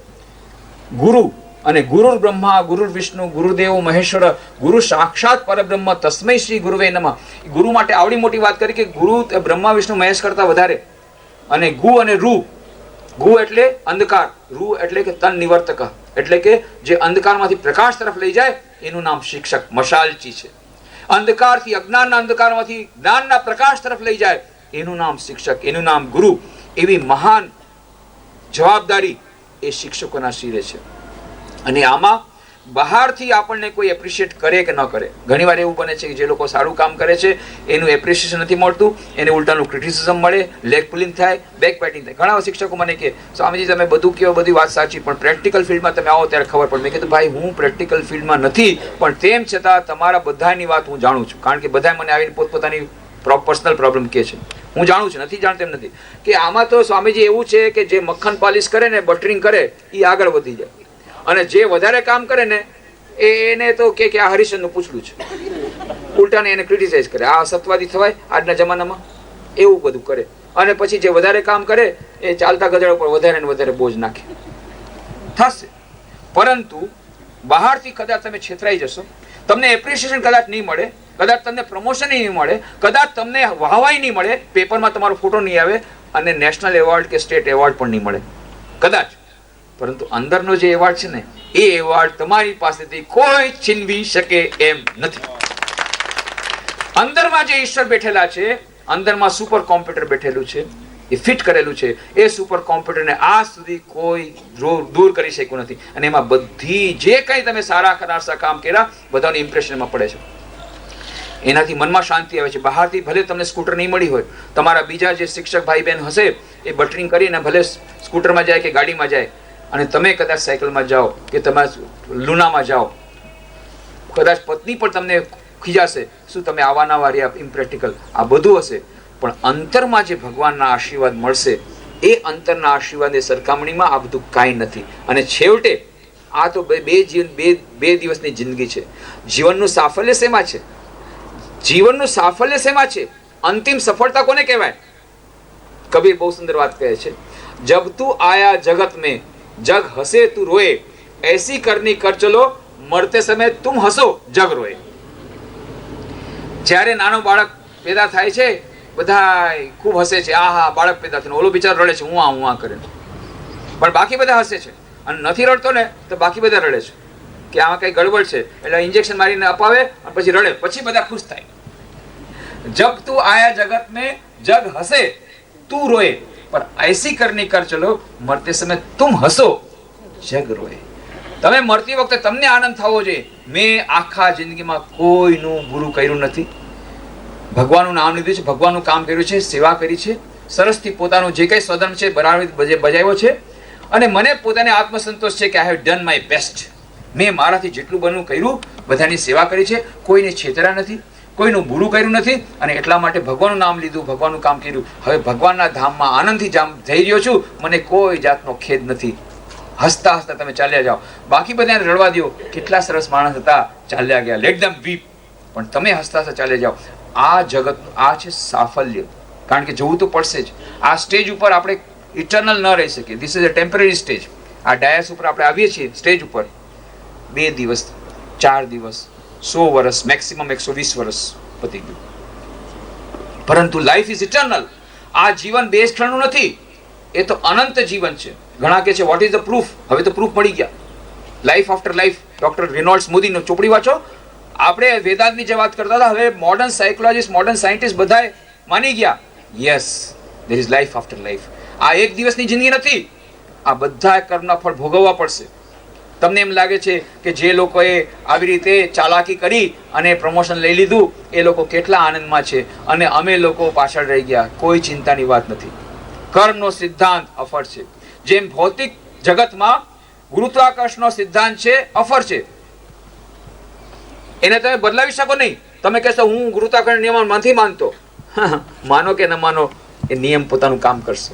જાઓ, મોટી બિલ્ડિંગ છે અહીંયા, જો હમણાં નવી બની છે, મોટી બિલ્ડિંગના સૌથી મોટી ઉપરમાં જાઓ, છત ઉપર જાઓ, અને છત ઉપર જઈ અને તમે કહો કે હું ગુરુત્વાકર્ષણના સિદ્ધાંતમાં માનતો નથી, અને છલાંગ લગાવો. શું થશે? સાંજ સમાચાર ફોટો આવશે કે આ ભાઈ ગુરુત્વાકર્ષણ નિયમ નહોતા માનતા અને તેમ છતાં પડ્યા અને ગુરુત્વાકર્ષણ નિયમે પોતાનું કામ કર્યું. આવી રીતે તમે કહેશો હું કર્મના સિદ્ધાંતમાં માનતો નથી. તમે માનો કે ન માનો, કર્મનો સિદ્ધાંત પોતાનું કામ કરશે. જેવું વાવશો તેવું લણશો, જેવું કરશો તેવું પામશો. No buddy. These are all lighthouse principle. Stephen કોવીનું બહુ સુંદર પુસ્તક છે, the 7 habits of highly effective people. બહુ સુંદર ઉદાહરણ આપે છે. એક જહાજ જઈ રહ્યું છે અને જોયું સામે એક લાઇટ દેખાય છે, એટલે કોઈ કે કેપ્ટનને કહ્યું, સર કોઈ જહાજ આવે છે. એટલે તરત જ કેપ્ટને વાયરલેસમાં મેસેજ આપ્યો, please move your ship by 20 degrees, otherwise it will collide. તમારા જહાજને 20 ડિગ્રી વાળી દો, નહીં તો ટકરાઈ જશે. સામેથી મેસેજ આવ્યો, please move your ship by 20 degrees. તમે તમારું જહાજ દૂર કરો. હવે આ કેપ્ટનને બહુ ગુસ્સો આવ્યો. I am the captain of the ship commanding you to move your ship. Who is at the other end? હું કેપ્ટન ઓફ શિપ કમાન્ડ કરી રહ્યો છું, 20 ડિગ્રી તમે કરો. Who is at the other end? ત્યાં કોણ બોલો છો તમે? સામેથી જવાબ આપ્યો, sir I am a humble operator of the lighthouse. હું લાઇટ હાઉસનો ઓપરેટર છું, તમારે કરવું જ કરો ને જાઓ, મારે લાઇટ હાઉસ પ્રિન્સિપલ. તમે એનાથી ટકરાશો તમારા ચકનાચૂર થઈ જશે, બાકી મને કઈ થવાનું નથી. આ ગુરુત્વાકર્ષણનો નિયમ છે ભૌતિક જગતમાં, કર્મનો સિદ્ધાંત છે માનસિક જગત. તમે માનો કે ના માનો, કર્મનો સિદ્ધાંત પોતાનું કામ કરશે. કેરીનું ઝાડ વાવશો કેરી મળશે, અને આંબલીનું ઝાડ વાવશો આંબલી મળશે.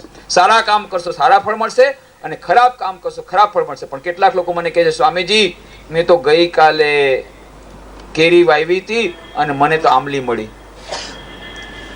ક્યારે વાવી? ગઈકાલે. ગઈકાલે જે વાવી ને એની કેરી મળશે, પણ આજે ન મળે. એ તો મળશે 10 વર્ષ પછી. આજે આંબલી મળી રહી છે ને, એટલે 10 વર્ષ પહેલા લગાડી હતી એની આંબલી છે.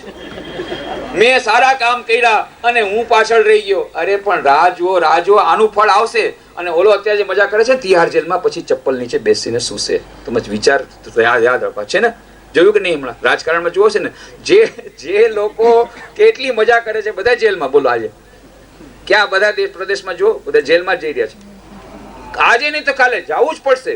કર્મના ફળ ભોગવવા જ પડે. એટલા માટે શિક્ષક ભાઈ બહેનોએ ચિંતા નહીં કરવાની. ચિંતા નહીં કરો.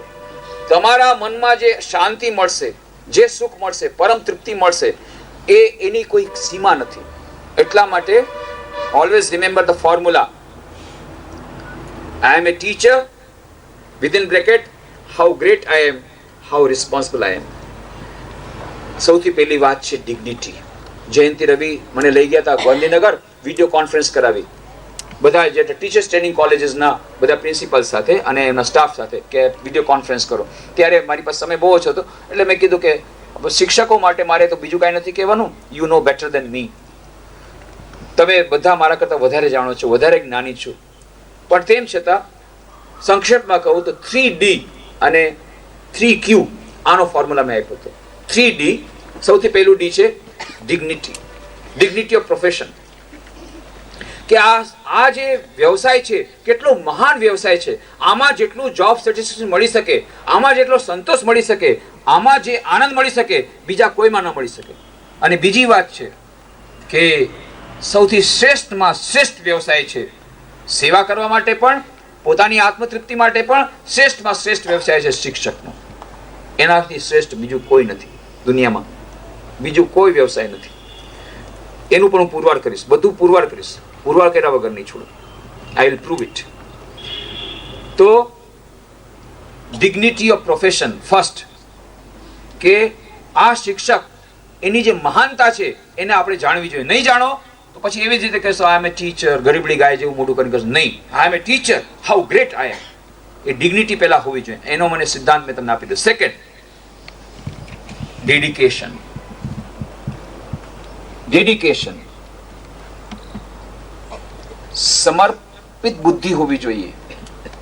સિન્સિયરિટી અને ડેડિકેશન એ શિક્ષકને માટે બીજી ક્વોલિટી છે જો સક્સેસ જોતી હોય તો. મિસ માર્ગરેટ નોબલ ઇંગ્લેન્ડમાં હતા, ટીચર હતા. સ્વામી વિવેકાનંદની બહુ ઈચ્છા હતી ભારત મહાન બને. ભારત મહાન ત્યાં સુધી નહીં બને જ્યાં સુધી નારી જાગરણ નહીં થાય. નારી જાગરણ ત્યાં સુધી નહીં જ્યાં સુધી નારી શિક્ષણ નહીં મળે. એટલે નારી શિક્ષણ ત્યારે કોઈ એને ન મળ્યું, એટલે મિસ માર્ગરેટ નોબલને બોલાવ્યા એમની શિષ્યાને સ્કૂલ ખોલવા માટે. અને પછી મિસ માર્ગરેટ નોબલે એ સ્કૂલ ખોલી. આજે સ્કૂલનું નામ છે નિવેદિતા સ્કૂલ. એની થોડી વાતો કરશે જ્યોતિબેન થાનકી.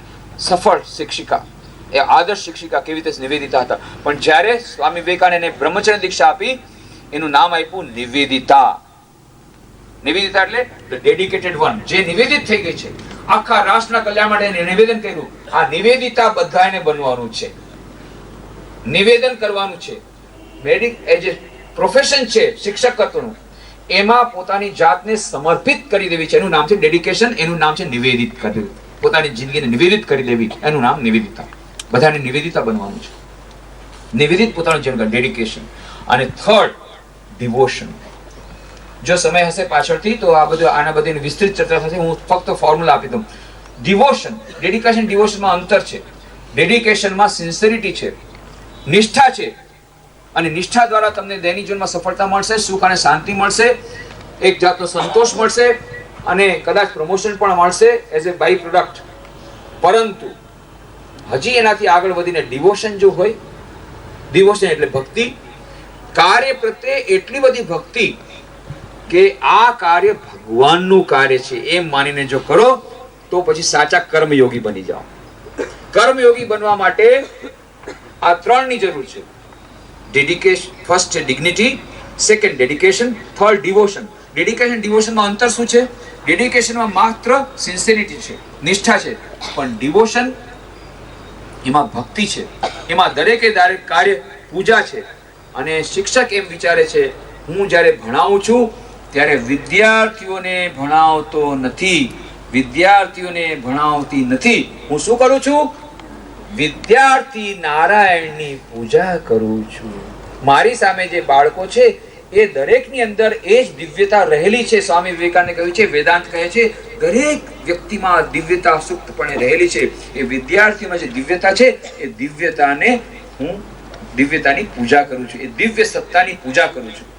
આ જો આવી જાય, એકદમ જીવન બદલાઈ જાય. ત્યારે એ માણસ પછી ઓર્ડિનરી કર્મ નથી કરતો, એ કર્મયોગ કરે છે અને કર્મયોગી બની જાય છે.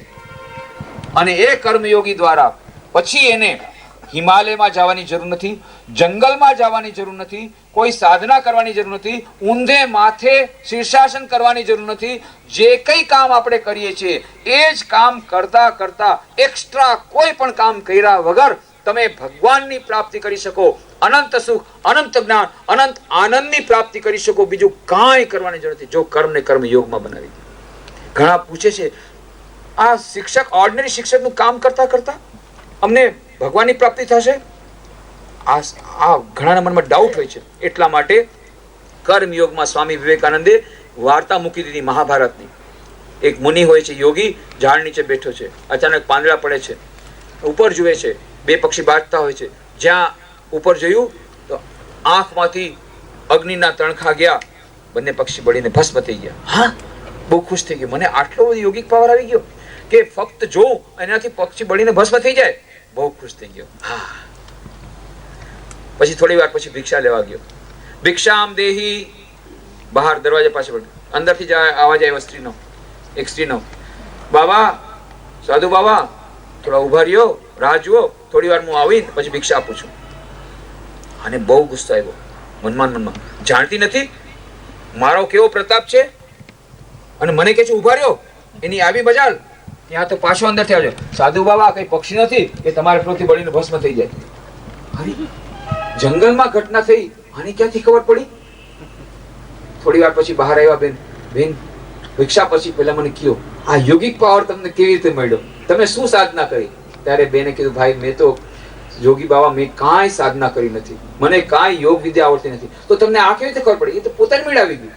તો તમે કહ્યું શું? સાધના મેં કાંઈ નથી કરી. હા, એટલું છે કે હું જે કંઈ મારું કામ કરું છું એ ભગવાનની પૂજા માનીને કરું છું. મારા પતિની સેવા કરું છું, બાળકોને સેવા કરું છું, અને જે કંઈ રસોઈનું કામ છે, જે કંઈ કામ છે એ ભગવાનની પૂજા માનીને કરું છું. અને જ્યારે પિયરમાં હતી ત્યારે મારા નાના ભાઈ મને સાચવતી હતી, મારા માતા પિતાની સેવા કરતી હતી. હવે અહીંયા આવી ત્યારે સાસુ સસરાની સેવા કરું છું, પતિની સેવા કરું છું, બાળકોની સેવા. પણ મેં આ જે કંઈ કામ છે એને પૂજા માનીને કામ કર્યું છે ને એક્સ્ટ્રા કોઈ સાધના મેં કરી નથી. હે, એનાથી તમને આવો પાવર આવી ગયો તો ગજબ ના તમે થઈ ગયું.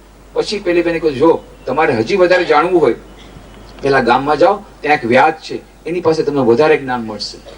યોગી વિચાર કર્યો, મારે વળી વ્યાજ પાસે જવું જ્ઞાન લેવા, પણ થોડોક અહંકાર છે તો જવું તો ખરું. જેને જોયું ગામમાં, હજી તે પાદરે જાય છે, અંદર જોયું એ ગામમાં ત્યાં એક વ્યાજ એટલે કસાઈ, એ જાડો કસાઈ, કદરૂપો, વાંસના ટુકડા કાપી કાપીને વેચે છે. આ કસાઈ પાસે જઈને મારે જ્ઞાન મેળવવું, ત્યાં તો ઓલા કસાઈને નહીં આપે, ઓ સાધુ બાબા, પેલી બેને તમને મોકલો છે ને, આવો આવો. અરે, આને ક્યાંથી ખબર પડે? અને પછી પાસે ગયા કે સાધુ બાબા થોડી વાર રાહ જુઓ, કામ પતાવીને આવું છું. દુકાન બતાવી અને પછી ગયા ઘરે. પેલા માતા પિતાની સેવા કરી, પછી અતિથિની સેવા કરી. બોલો, તમારો શું પ્રશ્ન? કેટલા બધા પ્રશ્નો એ કૌશિક મુનિએ પૂછ્યા, બધા એના એવા સુંદર જવાબ આપ્યા. પેલા વ્યાધે, આખું ચેપ્ટર છે મહાભારતમાં, વ્યાદ ગીતા, મહાન જ્ઞાન છે. ત્યારે આ કૌશિક મુનિએ છેલ્લો પ્રશ્ન પૂછ્યો, આટલું મહાન તમારી પાસે જ્ઞાન છે, તમે આટલા મહાન જ્ઞાની છો, છતાં આવું નિકૃષ્ટ કામ કેમ કરો છો? ત્યારે વ્યાધે કહ્યું, જો વત્સ, આ સંસારમાં કોઈ કામ નિકૃષ્ટ નથી, કોઈ કામ મોટું નથી ને કોઈ કામ નાનું નથી. તમે કયું કામ કરો છો એ મહત્વ નથી, તમે કઈ ભાવનાથી એ કામ કરો છો એ મહત્વનું છે. તો જો કસાઈના કામને સારી ભાવના દ્વારા કરવામાં આવે તો ભગવાનની પ્રાપ્તિ થાય, દિવ્યતાની પ્રાપ્તિ થાય, અનંત સુખ અનંત જ્ઞાનની પ્રાપ્તિ થાય, તો શિક્ષકનું કામ જે શ્રેષ્ઠ કામ છે આખી દુનિયામાં, એમ કરતા કરતા શું પૂજા ભગવાનની દર્શન ન થાય, આત્મ સાક્ષાત્કાર ન થાય, અનંત સુખ અનંત જ્ઞાન અનંત આનંદ ન મળે? આના માટેનો પુરાવો. એટલા માટે સૌથી પહેલા dignity, second dedication, third devotion. અને આવી રીતે એ દરેકે દરેક કાર્ય પૂજા માનીને કરીએ, વિદ્યાર્થી નારાયણની પૂજા કરીએ, તો ખરેખર એ શિક્ષકત્વનું આદર્શ આપણને મળી જાય. અને 3 ક્યુની મેં વાત કરી હતી, આઈક્યુ, ઈક્યુ અને એસક્યુ. આઈક્યુ આપણે બધા જાય છે ઇન્ટેલિજન્સ કોશન્ટ. 1951માં ડેનિયલ ગોલમેને શોધ કરી કે આપણા મેનેજમેન્ટ માટે, મેનેજમેન્ટના ક્ષેત્રમાં આપણે સફળ થવું હોય જીવનમાં, તો ફક્ત આઈક્યુ દ્વારા નહીં થાય, ઈક્યુ પણ જરૂર છે, ઇમોશનલ કોશન્ટ. એટલે કે the capacity of controlling your emotions, તમારી ભાવનાઓને પ્રશમિત કરવાની શક્તિ, તમારી ભાવનાઓને માર્ગે વાળવાની શક્તિ, એમ્પેથી, સિમ્પેથી, કરુણા, ધૈર્ય, આ બધી જે ભાવનાઓ છે એ નહીં આવે, માત્ર તમે ઇન્ટેલિજન્ટ હશો તો તમને સફળતા નહીં મળે. ઉદાહરણ, એક પ્રિન્સિપાલ છે, અહીંયાના બેઠેલા કોઈ પ્રિન્સિપાલની વાત નથી, એક પ્રિન્સિપાલ છે, બહુ brilliant, IQ highest, gold medallist, બધું એમના મોઢે, એક સબ્જેક્ટ, એટલા સરસ ઇન્ટેલિજન્ટ, બસ. પણ એમને એક જ વાતની ખામી છે, એમને જ્યારે ગુસ્સો આવે ને ત્યારે જે સામે હોય ને એને પેપર વેટ લઈને મારે. કોઈ શિક્ષક એના પાસે કામ કરવા તૈયાર નથી. હાઈએસ્ટ આઈક્યુ, નો ઈક્યુ. એટલે ઇમોશનલ કોશિયન્ટ એ પણ જરૂરી છે. અને હમણાં નવી શોધ થઈ છે, પુસ્તકનું નામ છે એસક્યુ, અમારા લાઇબ્રેરીમાં આવી ગઈ છે, દાણા ઝોહાનું પુસ્તક, SQ, spiritual intelligence, the ultimate intelligence.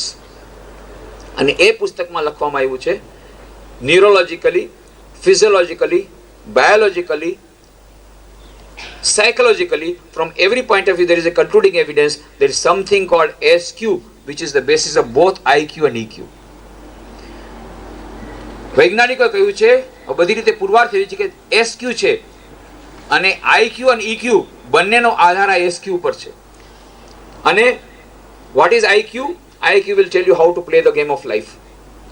IQ તમને કહેશે કે કેવી રીતે જીવનની રમત રમવી. What is EQ? EQ will tell you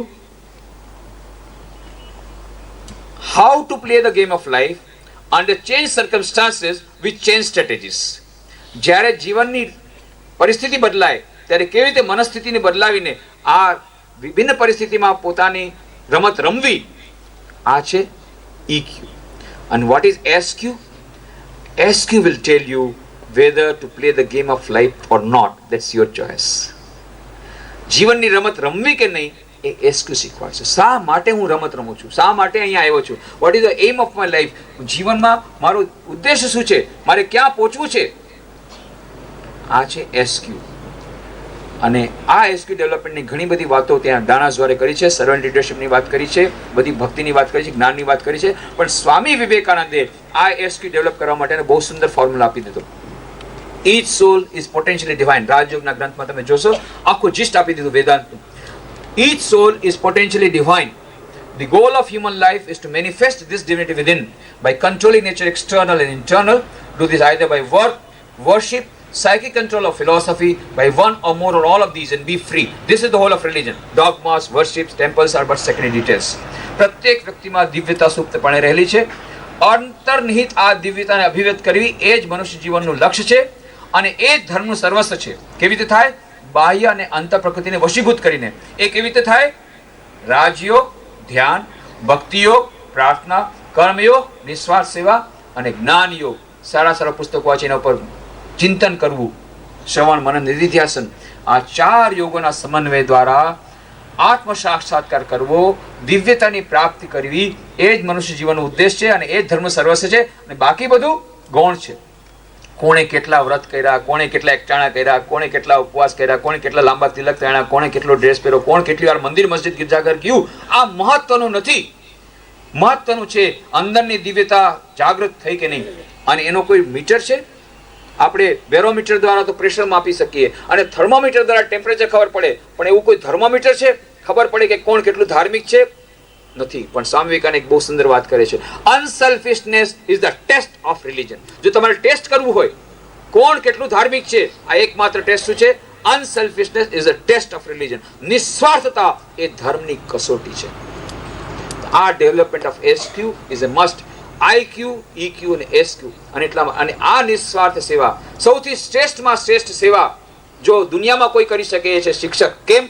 તમે કોઈને 5 રૂપિયા 10 રૂપિયા 10 લાખ રૂપિયા આપો તો એ તો એની ભૌતિક પરિસ્થિતિ સારી થઈ, પણ એક માણસને સમસ્ત વિશ્વના આખો માર્ગ બતાવી દો કેવી રીતે પોતાનું જીવન સફળ બનાવી શકે, એનાથી વધારે. અને શિક્ષક એ જ કામ કરે છે. ગુ અને રૂ યાદ રાખો. ગુરુ એટલે કે જે અંધકારથી પ્રકાશ તરફ લઈ જાય, એના કરતા મોટી સેવા દુનિયામાં નથી. આવી મોટી સેવા જે કરે એને તો જરૂરથી ભગવાનની પ્રાપ્તિ થાય.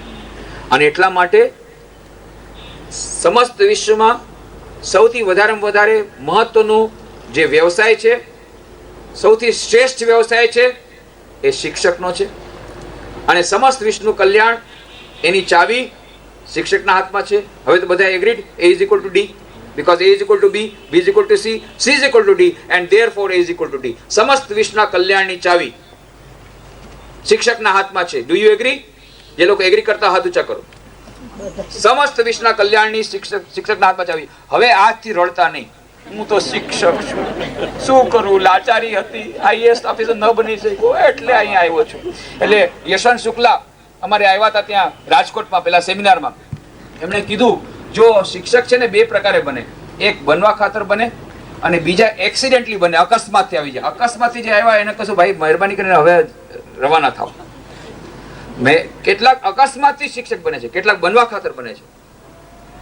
મારી પાસે એક સ્ટુડન્ટ આવતી હતી, હું જ્યારે રાજકોટમાં હતો, એ 11મા ધોરણની વિદ્યાર્થી. મેં કીધું વોટ ઇઝ યોર એમ્બિશન? મોટા ભાગના વિદ્યાર્થીઓ કે ડોક્ટર, એન્જિનિયર. એણે કીધું આઈ વોન્ટ ટુ બીકમ શિક્ષિકા. હું શિક્ષિકા બનવા માંગુ છું. કેમ? કે ના, આ જ મારું છે, આ મારા જીવનનું લક્ષ્ય છે, હું આદર્શ શિક્ષિકા બનીશ.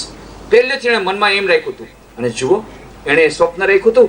આજે રાજકોટની એક મોટી કન્યા શાળાના પ્રિન્સિપાલ છે અને શિક્ષણના ક્ષેત્રે બહુ મોટું કામ કરે છે. આજે આવવાના હતા પણ ના આવી શક્યા. એ શિક્ષિકા બેન 11મા ધોરણમાં મારી પાસે આવતી હતી. આજે મહાન શિક્ષકો, પણ એણે સ્વપ્ન જોયું. કેમ?